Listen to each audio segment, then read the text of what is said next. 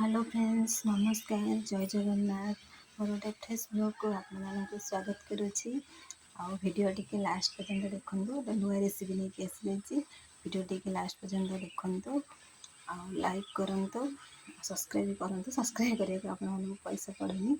Subscribe कर देखूँ गोटे सुजीर चिल्ला करने को जाऊँगी केमी बनाऊँगी चलते देखा नमस्कार।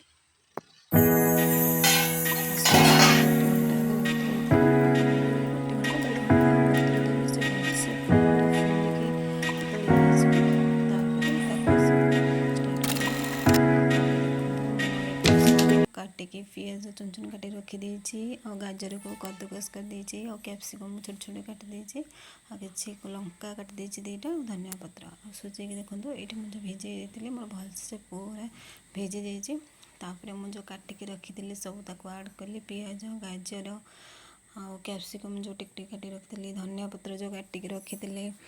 आउ दुईटा लंका जो काटी चुन चुन के काटी देगी मोर टेस्ट अनुसार लुण पकेली तापर गोटे स्पून हलदी देदेली तापर ताको मु भलसे मिक्स कली जब मिक्स होला जाके आपन ताको भल भाव मिक्स करेंगे पूरा भलसे मिक्स होला मुझे गैस लगे गोटे तावा बसई देछि तावाटा टिके गरम हाँवाई छाड़ी देछि तापर से गरम होला परे मु तेल तापर मारिदेछि मारिदेकी जो बैटरटा रखी से बैटरटा तापर मु दे देछि देखो पूरा गोल करिकी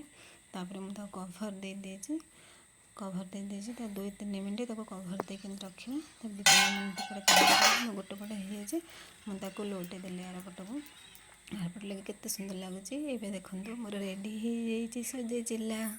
केते सुंदर लगुच। Thank you for watching.